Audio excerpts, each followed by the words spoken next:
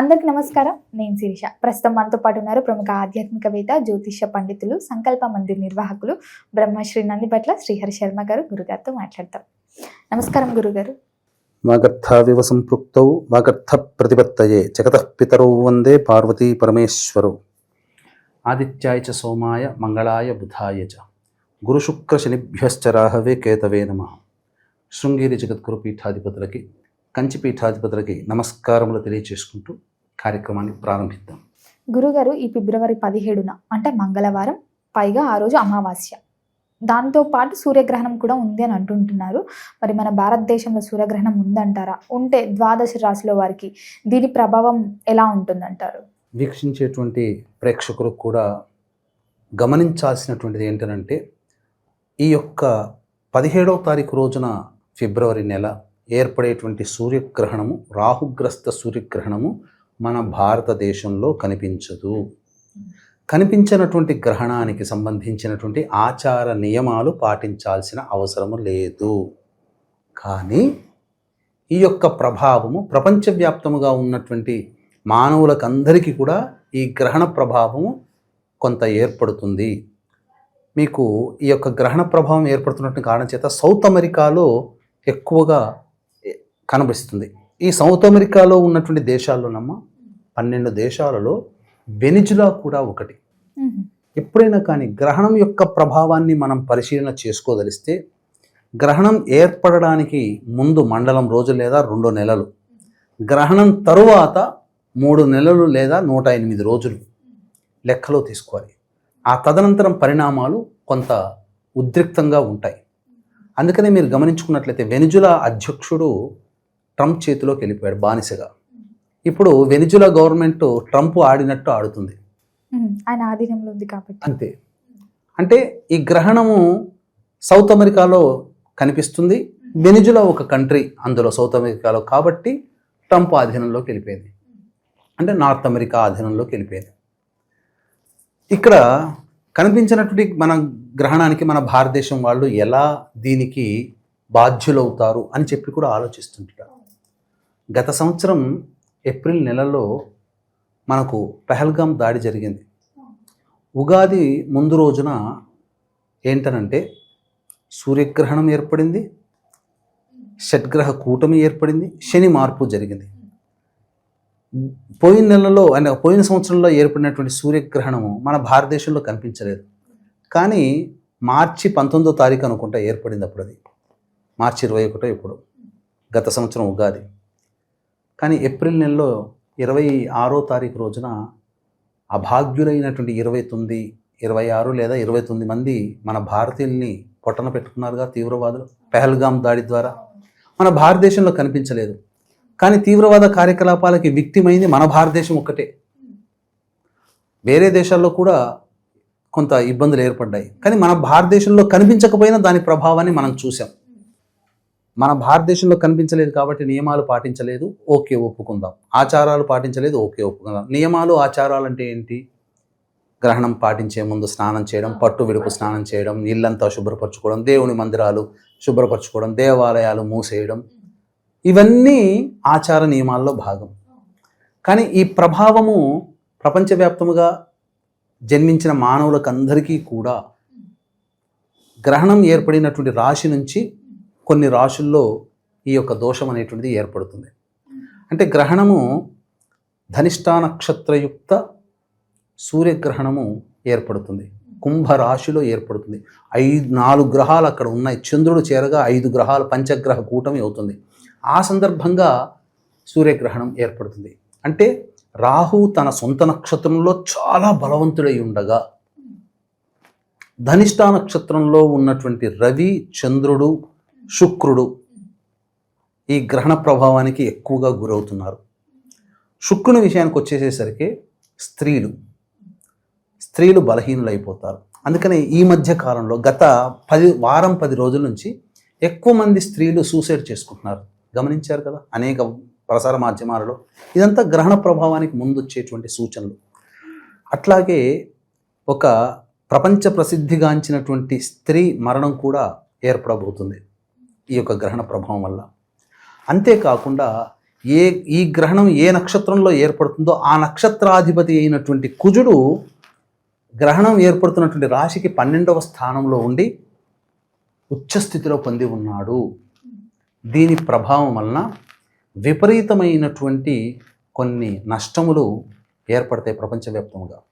అంటే యుద్ధ వాతావరణం నెలకొంటుంది, కయ్యానికి కాలు దూవుతారు, యుద్ధ మేఘాలు వస్తాయి ఈ గ్రహణం తర్వాత. మళ్ళీ ఎట్లాగో 3వ తారీఖు రోజున మార్చి 3వ తారీఖు రోజున చంద్రగ్రహణం ఉంది, అది మన భారతదేశంలో కనిపిస్తుంది. కాబట్టి ఖచ్చితంగా మన భారతదేశానికి కొంత విపత్తు అనేటువంటిది కూడా ఏర్పడబోతుంది. ప్రకృతి వైపరీత్యాలు కావచ్చు, లేదా యుద్ధ మేఘాలైనా కావచ్చు. కాబట్టి జాగ్రత్తగా ఉండాలి. ఈ గ్రహణం ఏర్పడుతున్నటువంటి కుంభరాశిని బేస్ చేసుకొని మేషరాశి వారికి, కన్యా రాశి వారికి, ధనుస్సు రాశి వారికి చాలా యోగదాయకమైనటువంటి సమయం. మిగిలిన రాశులైనటువంటి వృషభ, మిథున, కర్కాటక, సింహ, తుల, వృశ్చిక, మకర, కుంభ, మీన రాశుల్లో జన్మించినటువంటి వారికి ఈ యొక్క దోష ప్రభావం అనేటువంటిది ఉంటుంది. అయితే మన భారతదేశానికి కాలాన్ని అనుభవించుకుంటే ఏ సమయంలో మన ఈ యొక్క సమయం ఉంటుంది, ఈ యొక్క చెప్పినటువంటి రాశుల్లో జన్మించినటువంటి వాళ్ళు ఎటువంటి పరిహారాలు పాటించాలి అనేటువంటిది కూలంకషంగా చర్చించుకుందాం. వీక్షించేటువంటి ప్రేక్షకులు కూడా ఈ యొక్క 17వ తారీఖు అమావాస్య, భౌమ అమావాస్య, అలాగే పంచగ్రహ కూటమి సందర్భంగా రాహుగ్రస్త సూర్యగ్రహణం ఏర్పడుతున్నటువంటి కారణం చేత మన పీఠం ఆధ్వర్యంలో మహామహిమాన్విత సుప్రసిద్ధ కాశీ క్షేత్రములో మధ్యాహ్నం 3 గంటలకి 17వ తారీఖు రోజున ఈ వృషభ, మిథున, కర్కాటక, సింహ, తుల, వృశ్చిక, మకర, కుంభ, మీన రాశుల్లో జన్మించినటువంటి వారికి గ్రహణదోష నివారణ పూజలు, హోమాలు, చండీ హోమము, మృత్యుంజయ హోమం, రుద్రహోమం, సుదర్శన హోమము, అలాగే శనిదోష నివారణకి శనీశ్వర హోమాలు జరిపించి శక్తిపాతము చేసినటువంటి కరుంగలి మాల ఇవ్వడం జరుగుతుంది. అవకాశం ఉన్నటువంటి వాళ్ళు స్క్రీన్పై కనిపిస్తున్న నెంబర్కి కాంటాక్ట్ చేసి మీ గోతనామాలు నమోదు చేసుకోవచ్చు. ఈ 17వ తారీఖు రోజున మధ్యాహ్నం 1 గంట లోపల మీరు గోతనామాదులు నమోదు చేసుకోవచ్చు. ఇది కార్యక్రమం. ఇక గమనించుకున్నట్లయితే ప్రధానంగా ఈ చెప్పబడినటువంటి రాష్ట్రాల వారికి గ్రహణం సౌత్ అమెరికా దేశాల్లో ఏర్పడుతుంది. మన భారతదేశాన్ని కనుక అన్వయించుకుంటే 3 గంటల 24 నిమిషాల నుంచి 7 గంటల 45 నిమిషాల వరకు ఈ గ్రహణ ప్రభావం ఉంటుంది. ఇక మంగళవారం రాహుకాలం కూడా అప్పుడే ప్రారంభమవుతుంది. కాబట్టి విశేషంగా ఇది చాలా పుణ్య సమయం, అద్భుతమైన సమయం ఈ కాలం. ఈ సమయంలో వీక్షించేటువంటి ప్రేక్షకులు అందరూ కూడా మీ ఇష్ట దేవత ఆరాధన చేయండి. లలితా సహస్రము, విష్ణు సహస్రము, శివ సహస్రము, ఏదైనా గురువుగారు ఇచ్చిన మంత్రోపదేశము, పారాయణం ఆ 4 గంటల సేపు పారాయణం చేయండి, 4:30 గంటల సేపు. ఇక తదనంతరం ఈ రాహుకాలం అనేటువంటి మంగళవారం నాడు ఉంటుంది కాబట్టి 3 to 4:30 అట్ల వరకు ఉంటుంది. ఆ సమయంలో గుమ్మడికాయ, బూడిద గుమ్మడికాయని తీసుకొచ్చి అలంకారం చేసి ఎర్రటి గుడ్డలో కట్టి, ఆ ఎర్రటి గుడ్డలో నల్ల జీడి గింజలు, తోక మిరియాలు, అలాగే గళ్ళ ఉప్పు మరియు ఈ సంబంధించినటువంటి మిరపకాయలు, ఇవన్నీ కూడా గవ్వలు, ఇవన్నీ కూడా వేసి కట్టగట్టి ఆ రాహుకాల సమయంలో ఈ దుర్గా అష్టోత్తర పూజ లేదా కాలభైరవ పూజ గుమ్మడికాయకి చేసి పూజ జరిపించి ఇంటి దగ్గర కానీ లేదా వ్యాపార స్థలం దగ్గర కానీ కట్టినట్లయితే ఆ యొక్క సంబంధించినటువంటి నరదృష్టి, నరఘోష అంతా తుడిచిపెట్టుకుపోతుంది. ఈ సమయం చాలా ప్రధానం కాబట్టి చింతించాల్సిన అవసరం లేదు. అందరూ కూడా ఈ సమయంలో సర్వలోక క్షేమం అనగా ముఖ్యంగా మన భారతదేశం ఎటువంటి పీడనలకి గురి కాకుండా ఉండాలంటే ప్రతి వ్యక్తి కూడా దత్త కవచము, కాలభైరవాష్టకం వీలైనన్ని సార్లు ఈ యొక్క సమయంలో 3 గంటల 24 నిమిషాల నుంచి 7 గంటల 45 నిమిషాల మధ్యకాలంలో జపించండి. మాకు జాబులు ఉంటాయండి, జాబ్ చేస్తూనే వీలు కుదిరినప్పుడల్లా కొంత సమయం బ్రేక్ తీసుకునే చేయవచ్చు. లేదు ఇంకా మాకు ఇంట్లో ఇబ్బందులు, ఈ సంబంధించినటువంటి గర్భిణీలకి ఏమీ దోషం లేదమ్మా. చక్కగా గర్భిణీలు చక్కగా ఇటు అటు తిరగవచ్చు, తప్పేమీ లేదు, పాటించాల్సిన అవసరం లేదు. ఎందుకంటే కనిపించని గ్రహానికి ఆచారం నియమమే లేదు. కానీ ఆ సమయం చాలా ప్రధానము. ఈ యొక్క గ్రహణం ఏర్పడుతున్నటువంటి రాశిని బేస్ చేసుకొని కొన్ని రాశుల వారికి ఇబ్బందికర పరిస్థితులు అనేటువంటివి ఉంటాయి. చెప్పక వినని వాడిని చెడంగా చూడమన్నది శాస్త్రం. కాబట్టి ఇదంతా ట్రాష్ అంటే ట్రాష్. కానీ అనుభవంలో ఈ తదనంతరం గ్రహణ తదనంతరం కొంతమందికి ఇబ్బందులు ఎదురైనప్పుడు అప్పుడు గుర్తుకొస్తుంది చెప్పిన విషయం. ఎందుకనంటే అనేక సంవత్సరాలుగా ఈ గ్రహణ సందర్భంగా అనేక విషయాలు తెలియచేస్తున్నామమ్మా. చాలామంది మాకు కొద్దిలో ప్రాణాపాయం తప్పింది అనేటువంటి విషయాన్ని మాకు ఫోన్ చేసి సంతోషంగా తెలిపారు, అభినందనలు. ఎందుకనంటే ఆ దోషము మేము నివారణ చేయించుకున్నాము కాబట్టి మాకు ఆ ఇబ్బందుల నుంచి మేము బయటపడగలిగాము.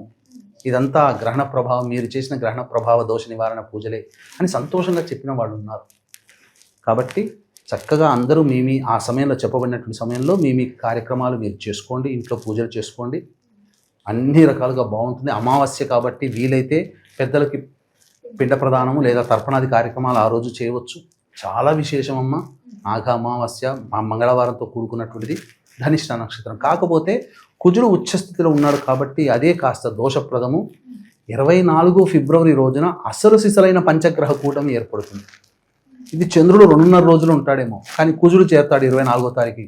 ఇక ఆ కుజుని యొక్క ప్రభావము 24 ఫిబ్రవరి తర్వాత ప్రపంచవ్యాప్తంగా చాలా మార్పులు వస్తాయి. అది వేచి చూడాల్సిందే అని చెప్పు. గురుగారు, మొత్తం మీద మాకు తెలియని ఎన్నో మంచి విషయాలు తెలియజేసినందుకు ధన్యవాదాలండి. సర్వం శ్రీ ఉమామహేశ్వర పరబ్రహ్మార్పణమస్తు.